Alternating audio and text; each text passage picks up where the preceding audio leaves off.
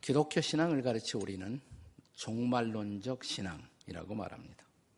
종말론적 신앙이라는 것은 늘 말세 생각하고 말세가 가까이 다가오니까 이 땅에서는 아무런 삶의 의미가 없는 것처럼 현실에서 도피하고 그런 광적인 신앙인들의 신앙을 가리켜 우리가 종말론적 신앙이라고 말하는 것이 아닙니다. 히라보에서 본래 종말이라는 단어는 에스카톤이라는 단어로 쓰여졌는데 이것이 끝난다는 finish라는 뜻을 가질 수도 있지만 더 자주 이 단어의 본래 의미는 텔로스라는 히라보로서 목적의 완성이라는 의미를 갖습니다. 그러니까 진짜 종말론, 성경적 종말론이라는 것은 역사 안에서의 하나님의 계획, 그분이 목적하신 바가 그리스도의 오심을 통해서 완성된다는 것을 믿는 신앙, 이게 바로 종말론적 신앙인 것입니다. 그렇습니다. 성경의 하나님은 계획한 바를 반드시 이루어주시는 하나님. 우리 식으로 좀 재미있게 말하자면 그 하나님은 끝내주시는 하나님이십니다. 믿으세요, 여러분? 네.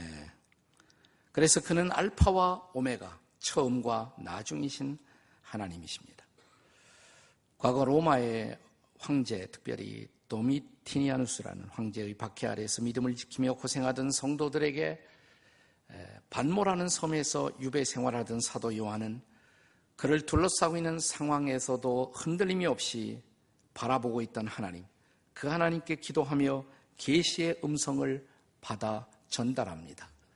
그것이 계시록이라는 책인데 계시록 1장 8절에 보면 이렇게 쓰여 있어요. 다 같이 한번 읽어보겠습니다. 계시록 1장 8절 시작. 주 하나님이 이르시되 나는 알파와 오메가라. 이제도 있고 전에도 있었고 장차 올 자요 전능한 자라. 그 하나님은 역사 안에서 반드시 하나님의 계획을 이루시고 완성할 것이다. 이것이 계시록의 진정한 의미라고 할 수가 있습니다. 바울 사도도 로마의 옥중에서 빌립보의 성도들에게 편지를 쓰면서 그가 감옥 안에서도 변함없이 신뢰하고 있는 하나님, 그 하나님이 자기 자신뿐만 아니라 이 편지를 받는 빌립보 성도들의 인생 속에도 그들이 현재 경험하고 있는 고난에도 불구하고 하나님의 계획을 반드시 이루실 것을 격려하면서 이렇게 편지를 씁니다. 빌립보서 1장 6절입니다. 한번 같이 읽습니다. 시작. 너희 안에서 착한 일을 시작하신 이가 그리스도 예수의 날까지 이루실 줄을 확신하노라. 네. 우리 본문은 에스라 6장입니다. 에스라 6장의 그 전반부의 내용은 소위 당시의 국가 문서 보관소에 보관된 문서 가운데서 과거 고레스라는 왕이 예루살렘 성전 공사를 명령했던 그 문서를 드디어 찾아냅니다. 그러면서 이어서 지금 현재, 그 당시 현재 통치하고 있던 다리오 왕은 그렇다면 이 성전 공사를 막을 필요가 없다고 다시 이 공사를 재개하라고 그리고 재정적인 도움까지 신속하게 조달할 것을 명하게 됩니다. 자, 에스라 6장 7절의 말씀을 함께 같이 읽겠습니다. 다 같이 시작. 하나님의 성전 공사를 막지 말고 유다 총독들과 장로들이 하나님의 이 성전을 제자리에 건축하게 하라. 자, 때가 찼을 때 멈추었던 성전 공사에 하나님이 다시 개입하시는 것입니다. 그리고 하나님이 계획한 바를 드디어 이제 이루시게 되는 것입니다. 성전 공사가 멈추고 있었던 그 시간 동안 이스라엘 백성들은 얼마나 답답했을까요? 그러나 때가 찬 시각 그들의 답답함은 하나님의 개입을 통해서 충분히 보상되기 시작했습니다. 그렇습니다. 범사에는 기한이 있습니다. 그래서 전도서의 기자는 전도서 3장 1절에서 범사에 기한이 있고 천하 만사가 다 때가 있나니 이렇게 말씀하고 있습니다. 기다려야 할 때고 멈추어야 할 때가 있고 다시 일어나 일할 때가 있는 것입니다. 그러나 어떤 경우에도 하나님은 당신의 계획 안에서 한 번 시작했던 그 일을 미완성 그대로 남겨두지 않으십니다. 시작하신 하나님, 그 하나님은 또한 끝내주시는 하나님이십니다. 믿으십니까, 여러분? 옆에 사람에게 끝내주시는 하나님이에요. 한번 해보세요. 시작. 끝내주시는 하나님이십니다. 네. 예레미야 33장 2절의 말씀을 기억하시나요? 자, 예레미야 33장 2절 다 같이 읽겠습니다. 시작. 이를 행하시는 여호와, 그것을 만들며 성취하시는 여호와, 그의 이름을 여호와라 하는 이가 이같이 이르시되. 네, 아주 아름다운 말씀이죠. 이를 행하시는 여호와, 그것을 만들며, 다시 말하면 그것을 시작하며 성취하시는 여호와, 그의 이름이 여호와이시다. 저와 여러분이 믿고 있는 하나님, 저와 여러분이 우리의 삶 속에 모시고 사는 하나님, 그 하나님은 성취하시는 하나님, 완성하시는 하나님이십니다. 그렇다면 성경의 하나님은 그가 목적하신 바를 어떻게 이루실까요? 성경의 하나님이 그가 목적하신 바를 이루시는 방편들은 도대체 무엇이겠습니까? 첫째로 세상 지도자들을 사용하신다는 사실이에요. 하나님은 하나님의 뜻을 이루기 위해서 많은 경우 세상 지도자들을 사용하신다는 것입니다. 다시 본문의 13절을 보시기 바랍니다. 13절 함께 읽겠습니다. 시작. 다리오 왕의 조소가 내림에 유프라데강 건너편 총독 다뜨네와 스달보스네와 그들의 동관들이 신속히 준행하니라. 네, 여기 이제 그 당시의 사회 지도자들, 관리들이 부지런히 움직이기 시작합니다. 하나님이 한 번 개입하시니까 이 일을 아무도 멈출 자가 없어요. 하나님은 이제 그 사회 속의 지도자들을 동원하셔서 하나님의 일을 이루고자 하는 것입니다. 그런 의미에서 성경은 특별히 구약 성경에 보면 세속적인 지도자들, 정치 지도자들도 그들을 가리켜 여호와의 종 혹은 여호와의 목자라는 그런 표현을 사용합니다. 오늘날 우리는 주의 종 그러면 흔히 목사님들만 생각하죠. 근데 그걸 성경적으로 좀 더 엄밀하게 말하면 사회 지도자, 정치 지도자들도 주의 종이라는 거예요. 주의 목자라는 것이에요. 자, 여기 오늘 우리가 함께 묵상하고 있는 에스라서의 주인공 중에 하나인 고레스, 사이러스라는 왕, 그 당시에 페르시아의 왕이었던 고레스에 대해서 이사야 44장 28절이 기록하고 있는 바를 읽어보십시오. 한번 같이 읽을까요? 시작. 고레스에 대하여는 이르기를 내 목자라 그가 나의 모든 기쁨을 성취하리라 하며 예루살렘에 대하여는 이르기를 중건되리라 하며 성전에 대하여는 내 기초가 놓여지리라 하는 자니라. 자, 여기 고레스에 대하여는 내 목자라 그랬죠? 내 목자라. 한 나라의 왕, 정치 지도자를 내 목자라고 말하고 있어요. 왜냐하면 글을 쓰셔서 그의 종, 그의 목자인 글을 쓰셔서 하나님의 뜻을 이루고 있기 때문에 그런 것입니다. 그렇습니다.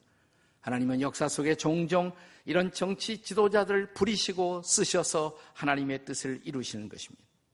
물론 역사 안에는 이런 세속 지도자들이 하나님을 적대시한 경우들도 없지 않아 있습니다.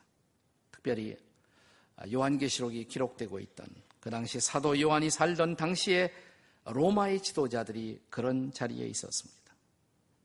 사도 요한은 그럴 경우에는 그들이 목자가 아니라 하나님의 종이 아니라 계시록 13장에 보면 그들을 짐승이다 이렇게 기록하고 있습니다. 계시록에 보면 짐승이라는 표현이 여러 번 등장합니다.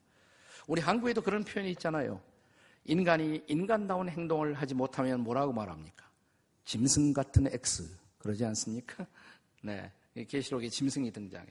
적그리스도적 인간을 표현할 때 짐승이라는 그런 비유가 등장합니다.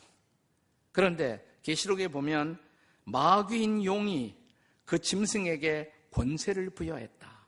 그러니까 그들의 권세, 그 악한 권세, 잘못된 목적으로 사용되는 그런 권세는 하나님으로부터 주어진 권세가 아니라 사탄으로부터 주어진 권세이다 이 말입니다. 자, 그럴 경우에는 그리스도인들은 어떻게 해야 할까요? 복종해야 할까요? 한 나라의 지도자가 어떤 명령을 했을 때 그것에 순종하는 것이 그보다 더 높은 권위이신 하나님께 대한 불순종이 될 때 그리스도인들의 딜레마가 있습니다. 어떻게 해야 할까요? 그때 우리의 신앙의 선배들은 불복종을 선택합니다. 그것은 불복종하기 위해서가 아니에요. 더 높은 권위이신 하나님께 순종하기 위해서 불순종하는 것입니다. 이것을 가리켜서 기독교 윤리에서는 시민 불복종이라는 단어를 써왔습니다. Civil disobedience. 이럴 경우에 불복종이 필요하다는 것입니다. 그러나 그것은 불복종하기 위해서가 아니라는 것을 기억해야 합니다. 그것은 더 높은 권세이신 하나님께 순종하기 위해서라는 것을 잊지 말아야 합니다. 우리가 너무 이 시민 불복종에 익숙해지면 모든 지도자들에게 반대하는 것이 삶의 습관이 되는 것, 그것은 바람직한 것이 아니에요. 세상 모든 지도자들이 항상 반신적이고 반하나님적이고 반그리스도적이라고 그렇게 전제하거나 가정할 필요는 전혀 없습니다. 우리는 그들의 손에 하나님이 쥐어주신 권력, 백성들이 준 권력, 그 권력이 그들의 권력의 칼이 악한 도구가 아닌 선한 도구로 선용되도록 기도해야 합니다. 그들에게도 비판이 필요하지만 비판 이상으로 그들을 위해서 중보하고 기도할 필요가 우리에게 있다는 것입니다. 그래서 성경을 읽어보시면 중보 기도에 대한 가르침을 보면 우리들의 중보 기도의 우선순위가 뭐냐? 이 세상 지도자들 위해서 먼저 기도하라고 성경이 가르치지 않습니까? 우리가 잘 아는 디모데전서 2장 1절과 2절의 말씀을 한번 같이 읽겠습니다. 디모데전서 2장 1절 2절 시작. 그러므로 내가 첫째로 권하노니 모든 사람을 위하여 간구와 기도와 도구와 감사를 하되 2절에요. 임금들과 높은 지위에 있는 모든 사람을 위하여 하라. 이는 우리가 모든 경건과 단정함으로 고요하고 평안한 생활을 하려 함이라. 우리가 모든 사람을 위해서 중보해야 하지만 특별히 임금들 그리고 정치적인 권력을 행사하는 사람들을 위해서 기도하라는 것입니다. 그들이 중요한 존재여서가 아니에요. 마지막에 그 이유가 있죠. 우리가 경건과 단정함으로 고요하고 평안한 생활을 하기 위해서. 다시 말하면 정치 지도자들의 결정, 그들의 정책 결정은 바로 우리의 삶에 영향을 끼치잖아요. 우리가 어떻게 살아가느냐, 그러니까 바로 그들의 결정에 의해서 영향을 받는단 말이죠. 그러니까 우리가 그들을 위해서 기도해야 돼요. 그들을 위해서 정말 기도해야 하는 것입니다. 사랑하는 여러분, 우리는 대체로 내가 좋아하는 지도자들을 위해서는 열심히 기도하지만 내가 좋아하지 않는 지도자 혹은 내가 선거 때 찍지 않은 지도자들을 위해서는 기도하지 않는 경향이 있습니다. 묻습니다. 박근혜 대통령 위해서 기도하세요? 최근에 얼마큼 기도하셨습니까? 내가 그녀를 찍었건 안 찍었건 상관없이 그분의 결정은 지금 우리에게 직접적으로 영향을 주고 있잖아요. 그렇다면 기도해야 합니다. 그분이 올바른 결정을 할 수 있도록, 그를 돕는 사람들이 올바른 도움을 줄 수 있도록, 국회의원들이 올바른 입법을 할 수 있도록 우리 정말 기도하고 있는 것일까요? 우리가 해방된 지 70년이 가까웠는데 아직도 남북 분단의 비극 속에 살고 있는 우리들, 정말 통일을 위해서 기도하십니까? 아니, 묻습니다. 저 북쪽의 지도자, 어린 지도자, 심히 믿음이 가지 않는 지도자, 그분을 위해서 기도하십니까? 얼마나 기도하셨어요? 기도하셔야 돼요. 어느 날 그분이 어떤 일을 어떻게 할지 아무도 모르잖아요. 핵이라는 칼도 있는데 어떻게 사용할지 모르잖아요. 그가 올바른 결정을 하고 민족이 평화로운 통일을 위해서 갈 수 있도록 정말 기도해야 옳지 않습니까? 과거에 외국인으로 이 땅에 와서 선교사의 삶을 살면서 우리에게 참 좋은 영향을 주었던 예수원의 대천덕 신부님이라는 분이 계십니다. 그분은 정말 중보 기도를 많이 하시던 분이었어요. 네, 대천덕 신부님이 이런 말을 늘 하셨습니다. 자기는 늘 통일을 위해서, 한국의 통일을 위해서 기도하는데 언제 통일이 될까? 그것은 통일을 위한 우리의 기도의 찬이 찰 때, 기도의 잔이 찰 때. 네. 정말 이 나라를 위해서, 평화로운 통일을 위해서 기도하는 우리의 기도가 어느 정도 그 잔에 차게 되면 하나님은 액션을 시작할 거라고. 사랑하는 여러분, 지금이야말로 그때가 되지 않았을까요? 이제 70년이면 이스라엘 백성도 70년 만에 돌아왔는데, 그리고 성전을 건축하고 그들이 하나 되는 놀라운 일을 시작했는데, 우리도 이제 기도해야 마땅하지 않습니까? 하나님의 뜻이 이 땅에 이루어지기 위해서, 정말 이 땅의 통치자들을 위해서 기도하는 여러분과 제가 될 수 있기를 주의 이름으로 축원합니다. 옆에 분들에게 김정은 동부를 위해 기도합시다. 한번 해보세요. 시작. 네. 두 번째로, 하나님의 뜻이 정말 이루어지기 위한 중요한 또 하나의 방편. 두 번째는 영적 지도자들입니다. 영적 지도자들을 사용하셔서 하나님은 하나님의 목적과 계획을 이루신다는 거예요. 본문 14절을 읽겠습니다. 다 같이 읽겠습니다. 시작. 유다 사람의 장로들이 선지자 학개와 잇도의 손자 스가랴의 권면을 따랐으므로 성전 건축하는 일이 형통한지라. 이스라엘 하나님의 명령과 바사왕 고레스와 다리오와 아닥사스다의 조서를 따라 성전을 건축하여 일을 끝내되. 그렇습니다. 하나님께서 하나님의 목적을 세상 속에 실현하는 또 하나의 중요한 도구, 중요한 방편이 뭐냐? 영적 지도자들이라는 것입니다. 그래서 그 당시에 학개, 선지자, 또 스가랴 선지자, 이런 사람들을 일으켜 말씀을 선포하게 하고 그 말씀에 감동을 받아 사람들은 다시 성전 건축에 헌신하기 시작한 것입니다. 또 뿐만 아니라 학개, 스가랴 같은 선지자들의 말씀 선포와 함께 그 말씀을 받아들이고 그 말씀을 실행하도록 독려했던 유다의 장로들, 이런 영적 지도자를 통해서 이 성전 재건의 위대한 역사가 시작될 수가 있었던 것입니다. 그것은 오늘날도 마찬가지입니다. 말씀을 선포하는 영적 지도자들, 그리고 그 말씀을 가지고 백성들을 리드하고 있는 영적 지도자를 통해서 하나님은 하나님의 뜻을, 당신의 뜻을 이루어가고 계시다는 사실입니다. 여기 오늘 본문에 보시면 권면을 따랐으므로 일이 형통한지라 라는 이 표현을 놓치지 마십시오. 물론 세상 지도자들이 그들의 권력을 남용할 수 있는 것처럼 영적 지도자들도 그들의 영적인 힘, 어떤 영적인 권위를 남용할 수 있는 가능성은 항상 존재하고 있습니다. 그래서 교회 회중들은, 교우들은 영적 지도자들을 위한 기도의 끈을 결코 놓쳐서는 안 됩니다. 저는 영적 지도자들에 대한 여러분의 최고의 도움, 최고의 협력, 최고의 감시가 있을 수 있다면 위에서 기도해 주시는 일입니다. 기도하십니까? 담임 목사님을 위해 기도하시나요?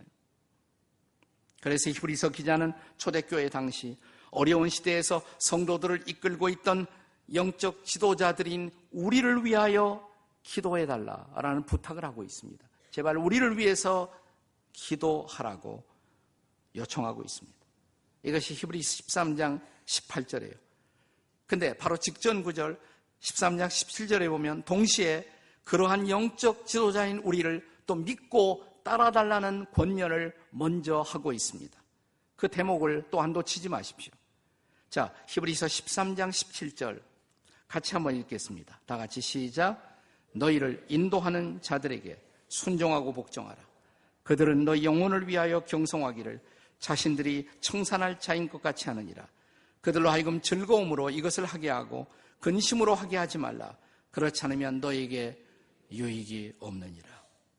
이 말씀 가운데 보면 너희를 인도하는 자들, 영적으로 인도하는 자들에게 순종하고 복종하라. 두 개의 단어, 비슷한 단어가 함께 사용되고 있습니다. 순종하고 복종하라. 네, 똑같은 것을 두 번 다른 단어로 강조한 것일까요? 그럴 수도 있습니다. 이 단어가 좀 달라요. 본래 사용된 히라보 단어가 다른 의미로 쓰여진 것입니다. 처음에 순종은 따라갈 수 있는 일에 대한 당연한 따라감. 그것이 순종이라면 그 다음에 따라오는 복종은 의견이 다를 때, 지도자와 내 의견이 다를 때라도 지도자의 동기가 잘못된 것이 아니라면 따라가는 결정, 행동, 그게 복종이라는 것이에요. 때로는 복종할 필요가 있어요. 내 마음이 가지 않아도 그분의 동기가 잘못되지 않은 것이라면 따라가는 것, 그것이 복종이라는 것이에요. 우리는 순종의 필요도 있지만 복종의 필요도 있다는 것입니다. 사사건건 지도자와 대립하는 것을 지도자에 대한 정의로운 협력으로 착각해서는 안 된다는 말입니다. 그럼 누가 리더십을 제대로 발휘할 수 있겠어요? 왜냐하면 궁극적으로 하나님은 하나님의 뜻을 세상 지도자를 통해서 또한 영적 지도자를 통해서 그 뜻을 이루어가고 계시기 때문에 그렇습니다. 자, 이 말씀에 이어지는 히브리서 13장의 이 단락의 마지막 결론적인 메시지는 이렇습니다. 히브리서 13장 17절과 18절의 말씀입니다. 한번 같이 읽겠습니다. 다 같이. 이 말씀을 결론은 21절이에요. 그 다음에 나오는 21절의 결론이에요. 그러니까 순종하고 복종하라는 말씀에 이어서 왜 그렇게 해야 하는가? 히브리서 13장 21절 같이 읽습니다. 시작.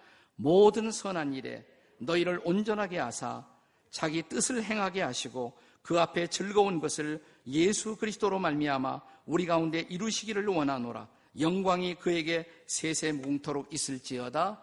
아멘. 여기 21절에 모든 선한 일에 너희를 온전하게 하사, 그 다음에 자기 뜻이라는 말이 나오죠. 자기 뜻. 하나님 뜻 말이에요. 자기 뜻. 하나님 뜻. 그리스도의 뜻을 행하게 하시고 그 앞에 즐거운 것을 이루기 위해서. 그러니까 왜 이렇게 해야 하는가? 하나님의 뜻이, 예수 그리스도의 뜻이 즐겁게 이루어지기 위해서 하나님이 쓰시는 그런 지도자들에게도 우리가 따라줌이, 그 순종과 복종이 필요하다는 것입니다. 그렇습니다. 하나님은 지금도 세상 지도자를 통해서 그리고 영적 지도자를 통해서 일하심으로 자신의 목적을 성취하고 계십니다. 그러나 무엇보다 마지막으로 다시 한번 강조하고 싶은 것이 있다면 하나님은 하나님의 명령을 스스로 실행하십니다. 하나님의 명령을 실행하십니다. 하나님은 자신의 목적을 역사 안에 실현하기 위해서 세상 지도자들도 또 영적 지도자들도 사용하시지만 무엇보다 그는 자신의 뜻을 이루기 위해서 자신이 역사 속에 개입하시고 행동하신다는 것입니다. 하나님의 모든 뜻은 하나님의 명령 안에 들어 있습니다. 따라서 그 명령을 우리가 하나님의 백성으로서 순종한다는 것, 그것은 하나님이 하시는 일에 우리도 쓰임을 받는다는 것을 의미하는 것입니다. 그때 비로소 여러분과 저도 하나님의 뜻을 이루는 일에 도구적 인생으로 살아갈 수가 있는 것입니다. 오늘 본문의 14절 중간 대목을 이미 읽었지만 다시 한번 보시면 이스라엘, 거기 하나님의 명령과 이렇게 되죠. 이스라엘 하나님의 명령과 바사왕 고레스와 다리오와 아닥사스다의 조소를 따라 성전을 건축하며 일을 끝내되. 그리고 이제 15절 본문의 마지막 구절이죠. 다 같이 읽겠습니다. 한 번 더 시작. 다리오왕 제6년 아달월 3일에 성전 일을 끝내니라. 드디어 성전 건축은 끝났습니다.